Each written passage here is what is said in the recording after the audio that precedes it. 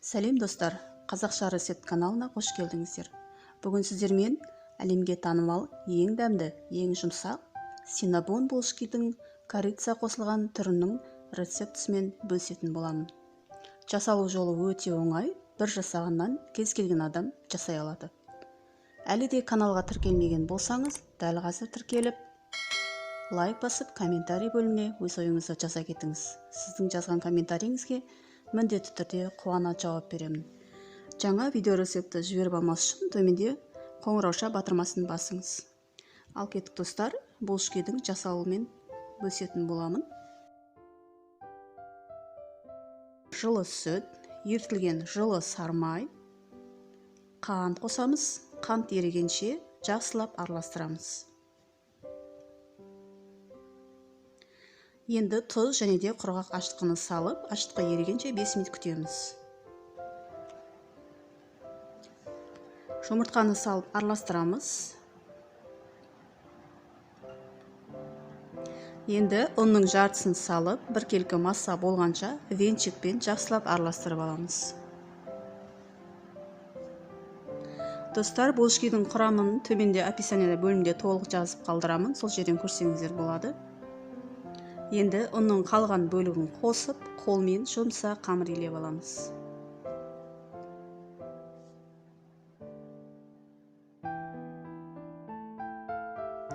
Қамыр өте жабысқақ болғандықтан, бір ас қасық сұйық май қосып, әрі қарай илеуді жалғастырамыз.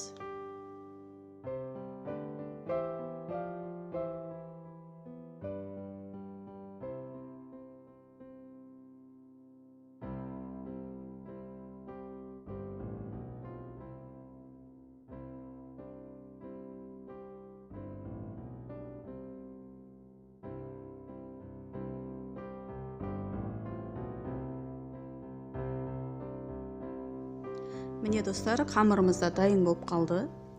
Қамыр өте жұмсақ, әдемі жылтыр қамыр болды. Ыдысымыз да тап-таза. Қамырды дәл осылай илеген дұрыс.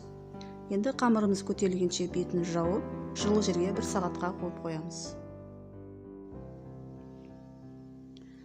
Міне достар, қамырымыз көтерілді.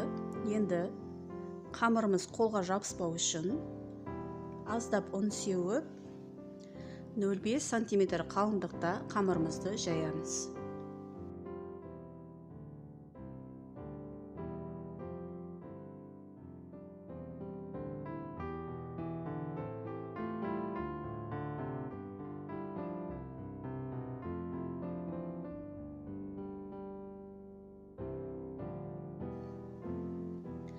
Қамырдың бетіне ерітілген сармайды құйып, бір тегіс етіп жайып аламыз.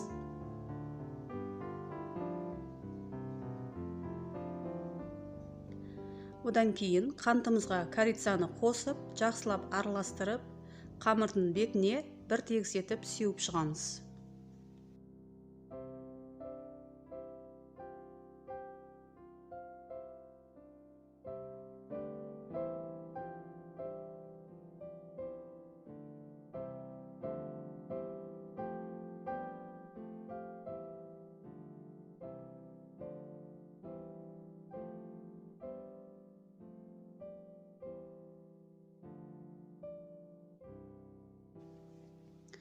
Міне достар, қамырды дәл осы видеодағыдай етіп орап аласыздар.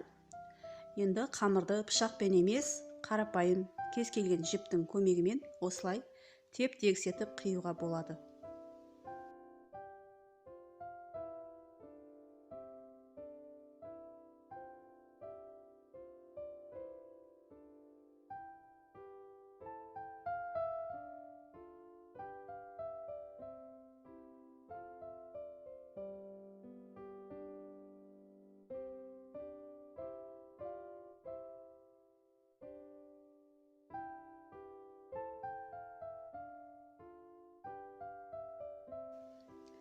Енді ыдысымызды майлап аламыз, немесе пергамент қағаз төсесеңіздер де болады. Осылай синнабондарымыздың арасын қатты жақындатпай, арасын ашық етіп жайғастырып, бетін бір 15-20 минутқа жауып қоямыз. 15 минут уақыт өтті достар. Біздің синнабондарымыз әжептәуір көтеріліп қалыпты.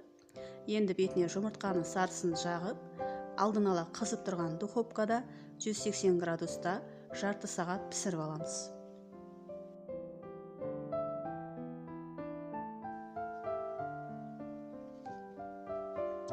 Достар, міне жарты сағат уақыт өтті. Біздің синнамондарымыз қызарып әдемі болып пісті. Енді оның бетіне жағу үшін 20% қаймаққа немесе 30% қаймақ алсаңыздар да болады. Оған аздаған қант ұнтағын қосып, жақсылап араластырамыз да булочкаларымыз ыстық кезде бетіне жағамыз.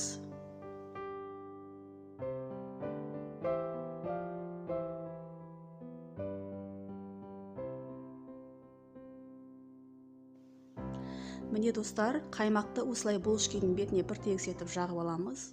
Одан кейін біздің булочкаларымыз қаймақты өзіне сіңіру үшін міндетті түрде суытып қоюымыз керек. Сонда біздің булочкаларымыз өте дәмді болады. Достар, міне көріп тұрғандарыңыздай, синнабонның жасалу жолы өте оңай. Егер де менің видео рецепт ұнаған болса, комментарий бөліміне өз ойларыңызды қалдырыңыздар. Міндетті түрде каналға тіркелуді ұмытпаңыздар. Назарларыңызға рахмет, сау болыңыздар.